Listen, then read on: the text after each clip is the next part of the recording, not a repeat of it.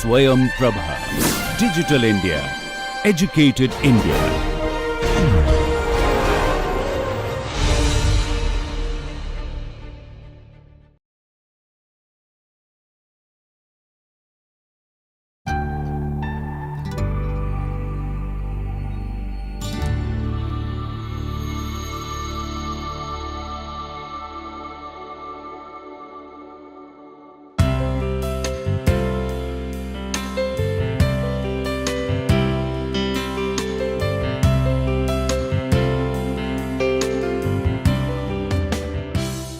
Hello everyone, welcome to the lecture series on disaster recovery and build back better. In this lecture we will discuss about culture and risk, particularly in disaster risk. This lecture would provide an idea, a kind of perspective about why culture is so important in disaster risk management or understanding risk perception. Also, we will look into what is the meaning of culture, why culture exists in a society, and how it may influence people's perception and perspective of risk. In our context, it is disaster risk. We may not give a direct connotations of disaster, but we will look into culture and risk from a broader perspective. Okay, and I am Shubhajyoti Samadar from Disaster Prevention Research Institute, Kyoto University, Japan. Generally, in the conventional theory, they think that individuals' perception of risk matter how big the hazard is, the exogenous variable. If the hazard is bigger in size, in magnitude, then people have greater, higher risk perception. That is a very conventional idea. Now, so external risk stimulus is so important in conventional risk perception theories or practices. Okay, and risk management effort, conventional risk management effort is therefore to prevent the unwanted event and to ameliorate its consequence, to reduce the consequence of an unwanted hazardous event. Okay, here you can see in this picture, when the stone is bigger, people have greater perception of risk. When the stone is smaller, people have less risk perception, a low risk perception. Now, in the conventional theory, conventional understanding of disaster risk or any risk is that individuals who are at risk, they are the passive recipient of risk. That means they do not manipulate, interpret, construct the meaning of risk. They see what is there. So risk is very objective.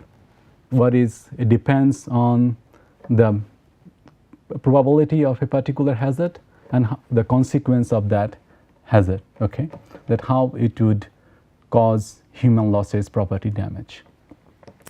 Like in this theory, all individuals are like a passive recipient, like a baby. Okay, and there is of an independent stimulus, that is the hazard. And for them, the particular way of communicating risk communications, in case of early warning, there is a recipient, that is the source. They send the message, and through some particular channels like mass media, televisions, radio, newspaper, to the audience, in order to help them to prepare and to know them the magnitude and the consequence of a particular hazard.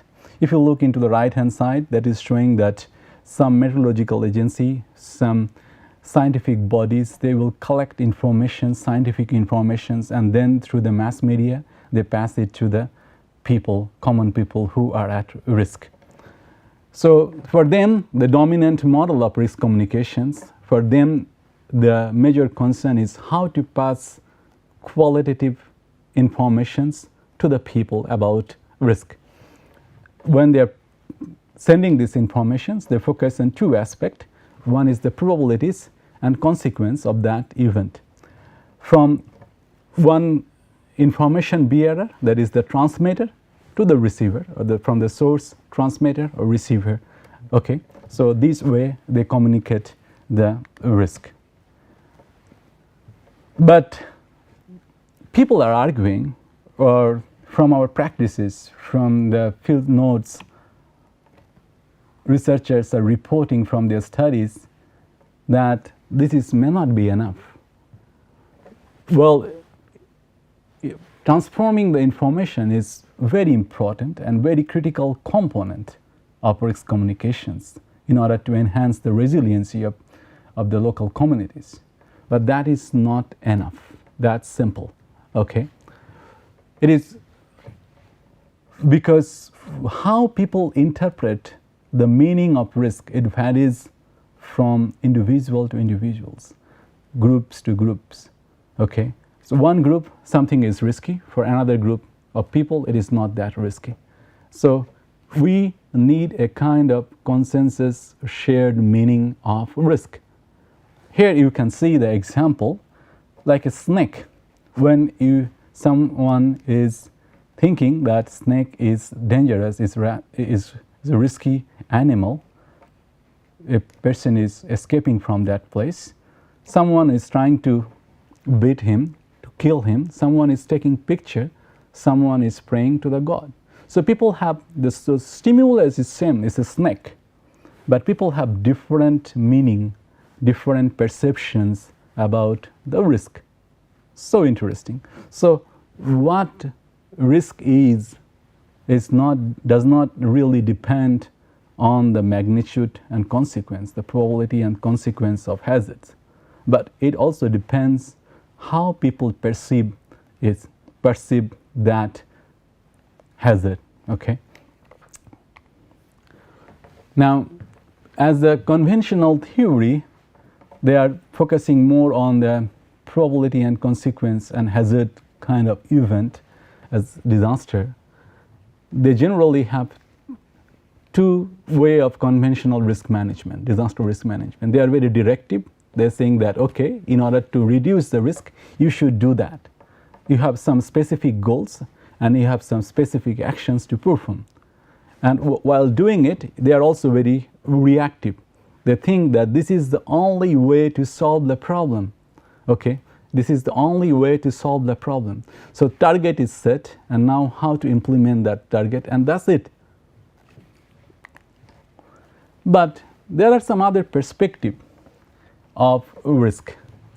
They are saying that it is not that external stimulus that determines people's risk perceptions, but it is the socio-cultural context or individual characteristics that define the way people perceive risk. Here we are talking from the cultural perspective of risk. For the cultural perspective of risk, individuals are active information seeker. They are not the passive recipient of information, but they also collect informations to develop their own perception, one perspective. Okay, like you can see, for someone it is 6, for someone it is 9, for someone it is 4, someone is 3. So how you are looking at it, from which angle, from which perspective, it matters. Here is another good example that how dad sees it, how the kid experiences it, and how mom sees it. So it's not actually, maybe doesn't matter the length, but when it varies from person to person, individual to individual, group to group, institution to institutions, the same stimulus we see in a different perspective, in a different angle. The perceiver is not an individual, of course. They are a kind of institutions or kind of organizations. They're living with other group of people. So institutional structure at which the individual belong is the ultimate cause of risk perception. So creation of a shared meaning and trust over the transfer of quantitative information. So there was an outstanding work by Purity and Danger, 1966, considered to be modern classic of anthropology.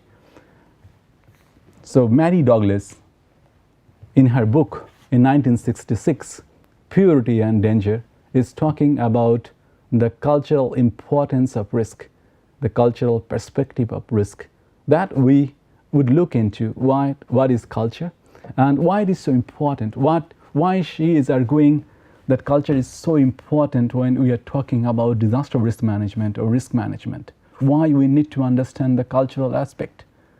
Otherwise, we cannot communicate enough, we cannot manage risk enough, we cannot encourage people to prepare against risk. Let us look. She was studying Leviticus. I think you know Leviticus is a kind of a religious book, law book, that gives you guidelines about the morals, what to do, what not to do, what to eat. Okay, so this is a third book of the Israeli people, the Jewish people, and the book of the Leviticus. From the Greek word it has come. The book explains the 5 basic themes that relate to the life of holiness. Okay, a holy God, a holy priesthood, a holy people, a holy land, and a holy Savior. Now this Leviticus, to the Israeli people, they are saying, hey, no pork on my fork. You cannot eat pork. Okay, no pork on my fork. So Mary Douglas was curious why Israeli people are restricted not to have pork.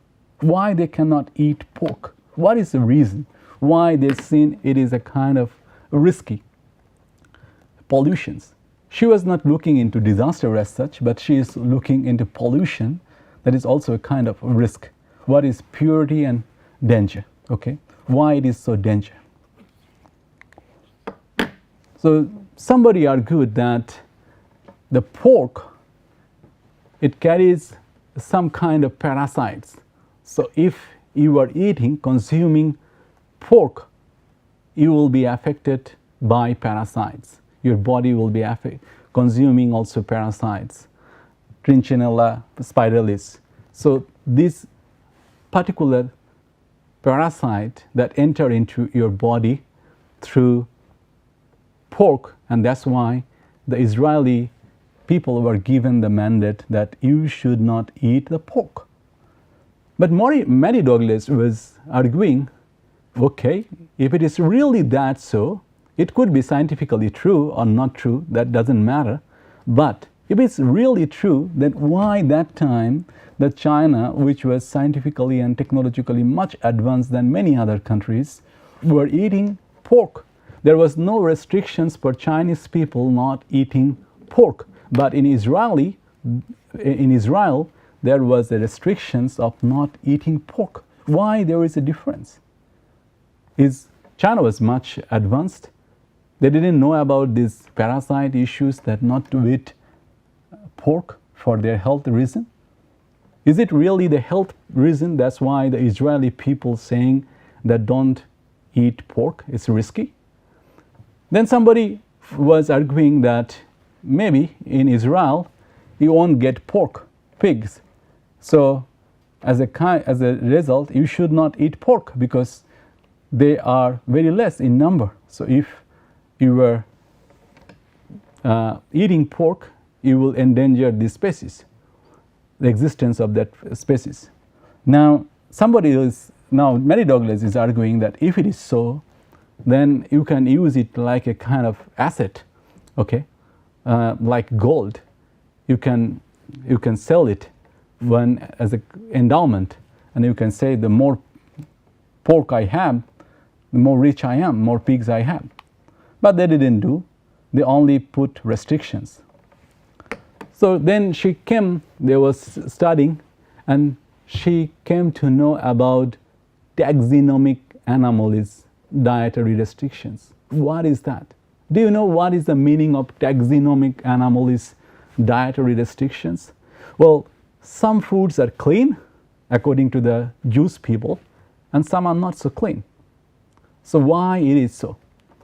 So Mary Douglas was trying to understand why this is so, and then she came up with the idea taxonomic anomalies and dietary restrictions. Now, what is taxonomic anomalies on dietary restrictions?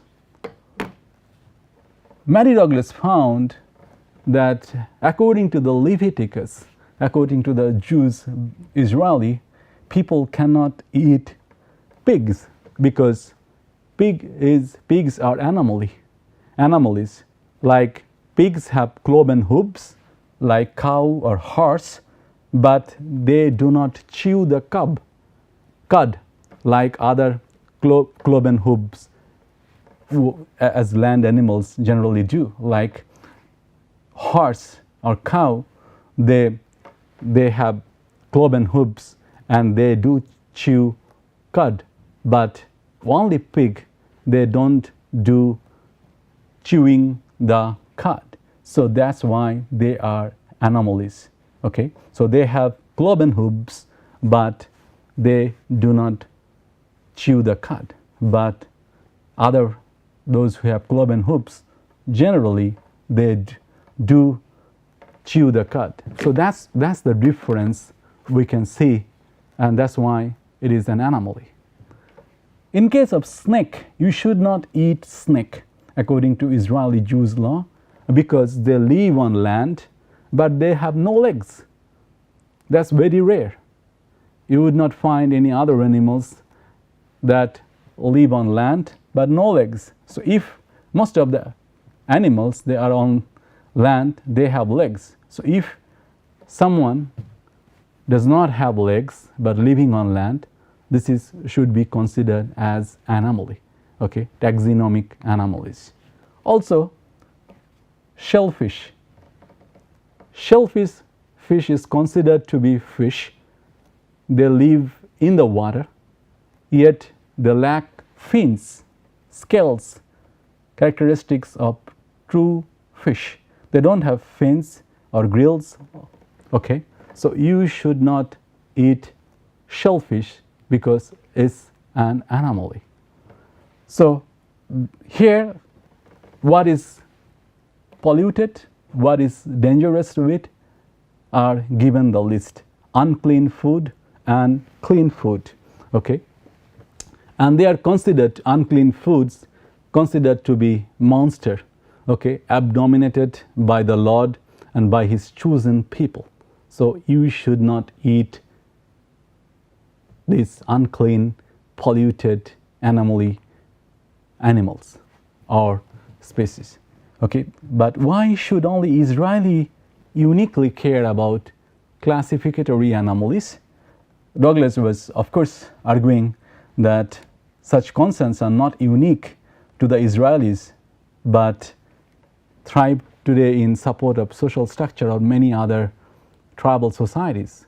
Even within the Hindu practices, the reason could be different, but we can see that many foods are considered to be polluted, dangerous, and many people are vegetarian. Cows are considered to be scared, that's why you should not eat cow, and they often avoid the pork. No snails or crocodiles you can eat, and numerous birds are restricted in Hindu dietary practices.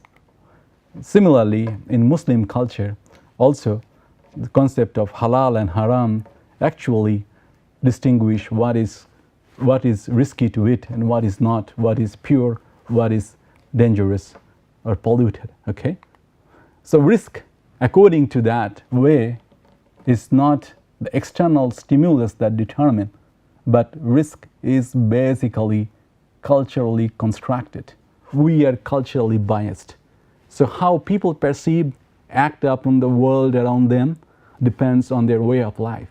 Culturally biased means nothing bad or wrong, nothing good or bad. It's more about the way people, the lens they have, they're looking into it, okay? The way people look into the outside world. So what is culture then? If it is so important, let us look here that what is the meaning of culture when it is defining our risk perceptions. Not only risk perception, it defines many things, but what is the meaning of culture and how they impose, control, and shape our risk perceptions. Well, this is we, human being, right? And this is a cow, this is dog, this is lion. Are we different? Yes, we are different. Well, physically we are different. They have 4 legs, we have 2 legs. They don't have hands, we have 2 hands. Of course, we are physically different, but also socially or emotionally, intellectually, we are also different. They cannot speak, we can speak, we have language. Now, if I want you to go to an island where I can give you all the gadgets you want, all the luxury items, a swanky building and all the internet facilities, a good car, but all the foods, any kind of foods you want from any country, any dress you want to wear, want to have, I can give you, provide you. And I ask you to go to an island, live there. The condition is that there is no other human being, no other people there, and you have no internet connection and phone connections, and you will stay there. Will you stay there? Well, some people, maybe very exceptional, they will stay there. But I'm quite sure that large number of populations, maybe 99% populations, or maybe more than that, would say that I would not agree to go there. Why? I do not want to go there. I have all the facilities, all the things I want to achieve there is there. All the things I want, all the foods, all the dress, all the cars, gadgets, all I have, luxury life. But still I do not want to live there because, why? Because we are social animals. We cannot live in isolations. So if instead of that, I send dogs or maybe cow, lion, can we call it a kind of, they are my companions, I can stay with them. Am I social now? Basically, no. I need fellow members who look like me, who can talk to me, and with whom I can interact with.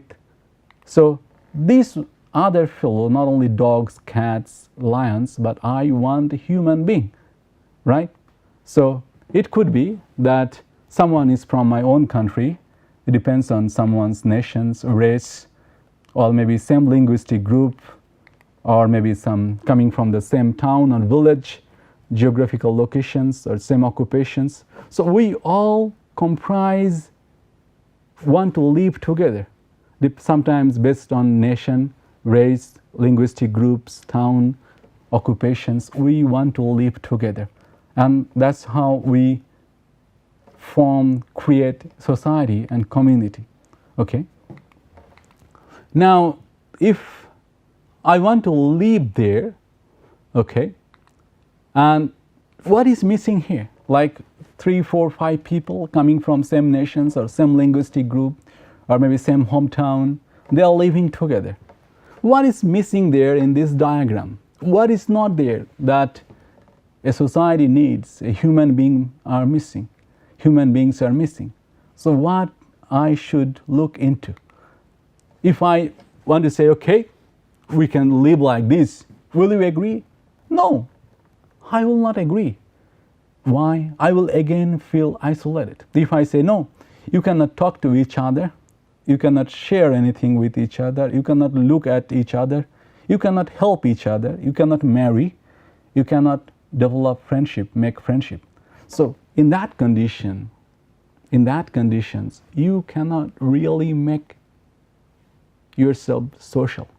So what is missing is that simply being a social animal, I want interactions with each other.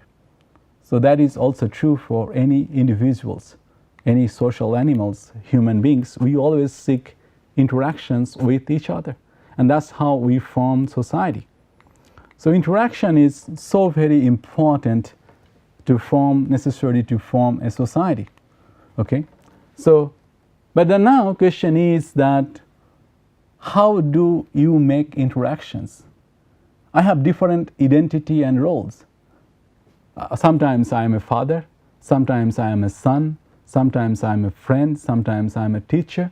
So the way I talk to my students, I talk to my friends, these two interactions are different. So how to control? Like suppose if at the middle of the night I call you and say, hey, hello, how are you? Well, this is not socially accepted. Nobody would bother that one. Okay. So how do you make interactions? What helps to make social interactions, and what kind of social interactions I should do? Who will define that one?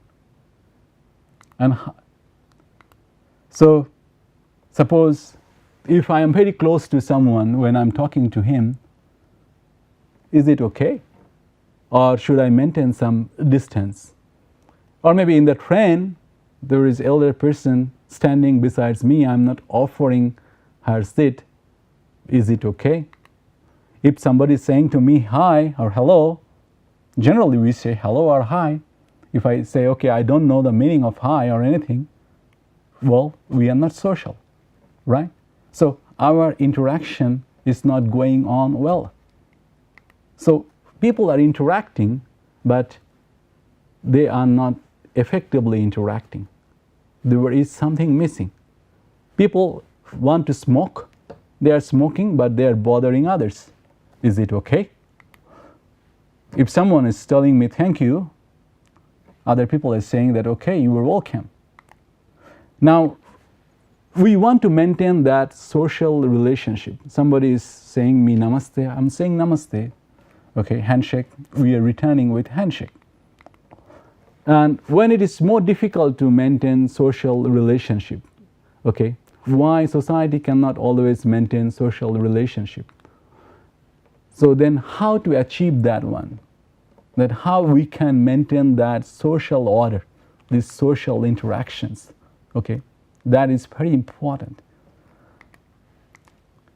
Now, why we cannot do it? Because we have different mind, different perspective, overlapping rules and conflicts we possess, okay?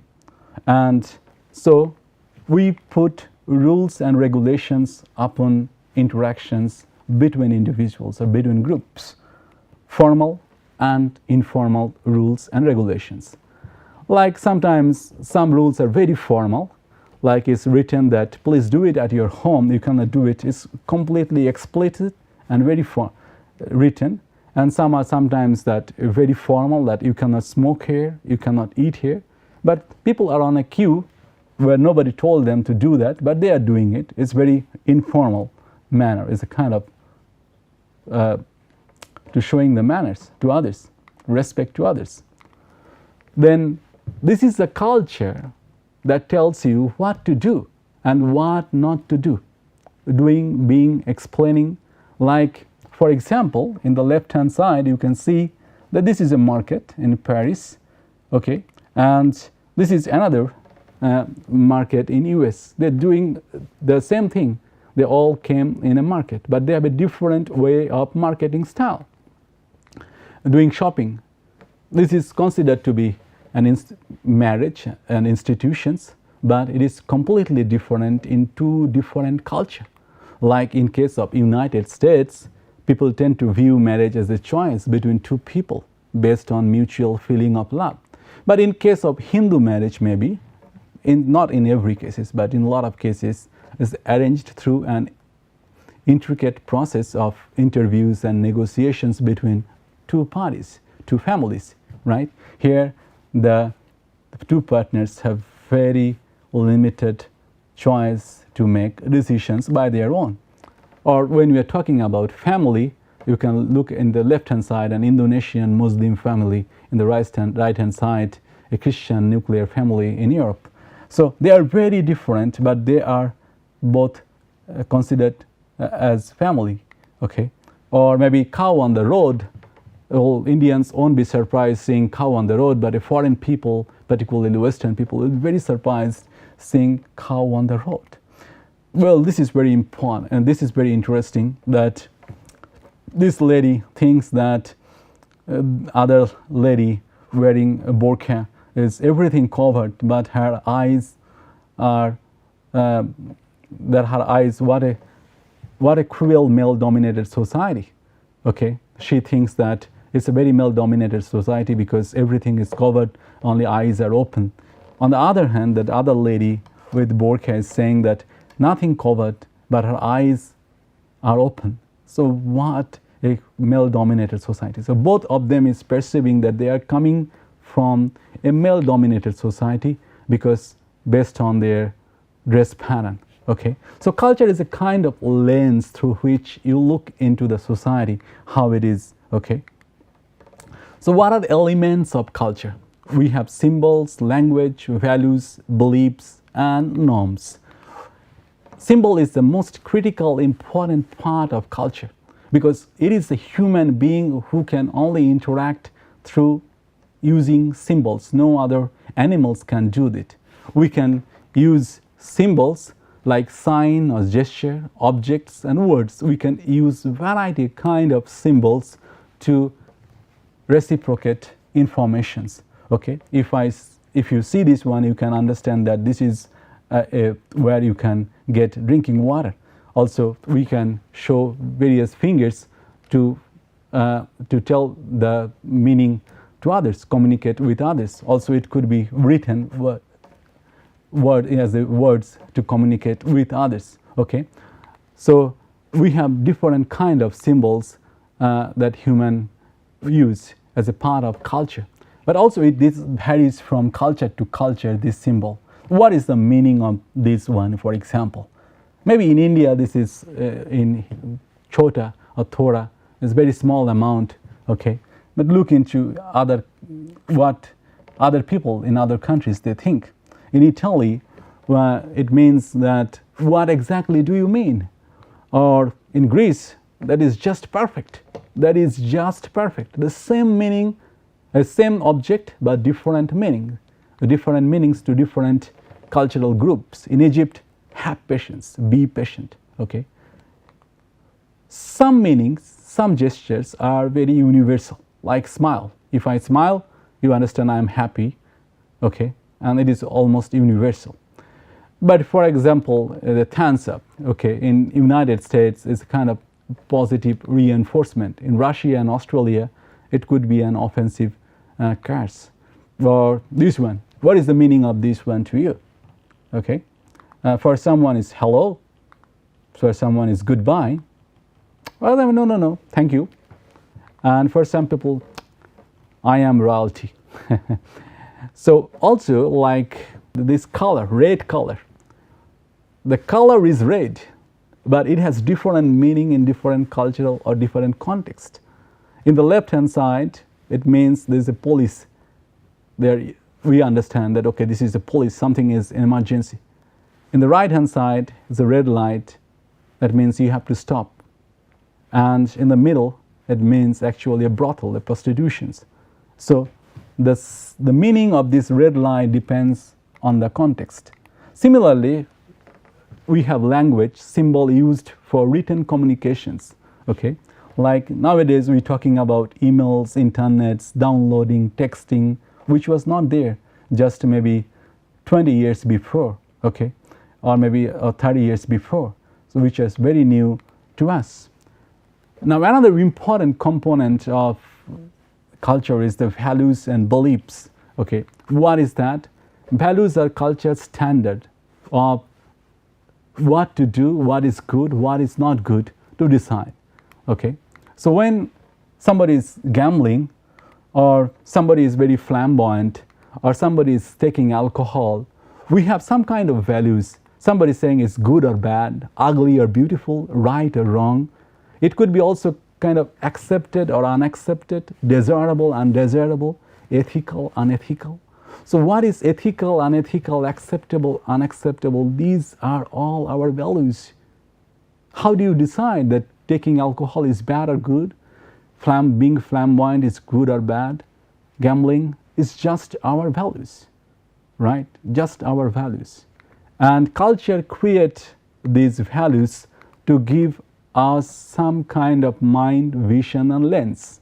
So what is good and bad, ugly and beautiful, right and wrong? This is we see from cultural perspective, cultural lens, and culture gives us this mind, this vision, and this lens to see the objects.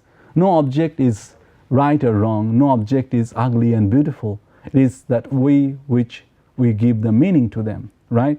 So we have this cultural perspective, and these values then come into beliefs, okay? And individuals in a society have different beliefs that to translate this one.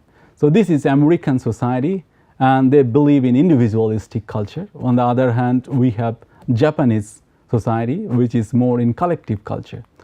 This could be considered in Western culture as a kind of homosexuality, but in many parts of Africa and Middle East, this is considered to be as not homosexual, but solidarity and also friendship, showing friendship. So how the same thing varies from culture to culture. So in order to put those values and beliefs into practice, we have generally norms. So what is good, ugly, how to control that one, these values, okay? Then, so how to maintain that social interactions, we put social control that we called social norms, okay? And these social norms are sometimes formal, sometimes very informal, like you can cover your hands when you are sneezing, or you should not do cheating, or you should not drink alcohol, okay? And some are very important norms, some are very unimportant norms. So that's how culture works and gives us. So cultural context of risk is saying that culture matters, how people define what is right or wrong, what is risky or not risky. And so there are many examples, but so risk is culturally constructed. How people perceive and act upon the world around them depends on the way of life, and way of life, a combination of social relation and cultural bias. Thank you very much.